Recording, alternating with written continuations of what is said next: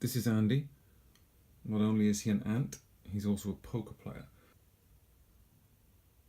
When Andy saw he had 3 aces, hey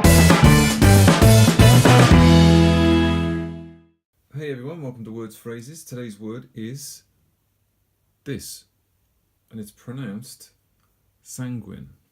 Sanguine, and it means positive about the future. It's an adjective. Very easy to use. We're going to have a look at a few examples of sanguine, but first let's have a quick look at the pronunciation. So sanguine, just 2 syllables, sanguine, and if you want it in normal alphabet, it's something like that, sanguine, sanguine. All right. Okay, let's have a look at a few examples of the word sanguine in use. Okay, this is Robert. Robert is a business owner. He had good results. When Robert saw the profits he made, he was sanguine about his company's future. When Robert saw the profits he made, he was sanguine about his company's future. This is Andy. Not only is he an ant, he's also a poker player.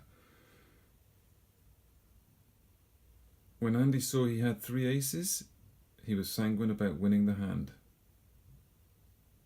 When Andy saw he had 3 aces, he was sanguine about winning the hand.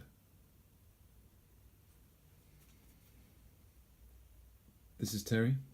Terry's a dinosaur. Last night, Terry saw a meteor hit the earth. Terry is not sanguine about his future. Terry is not sanguine about his future. This is Diane. Diane is a rubber duck. She helps people in the bath. These days, more people are taking showers. Diane is not sanguine about her future job prospects. Diane is not sanguine about her future job prospects. Okay, so there we have it. Sanguine, positive about the future. From all my friends here, we just have one question left. What are you sanguine about? What are you sanguine about? Alright, write your answer in the comments.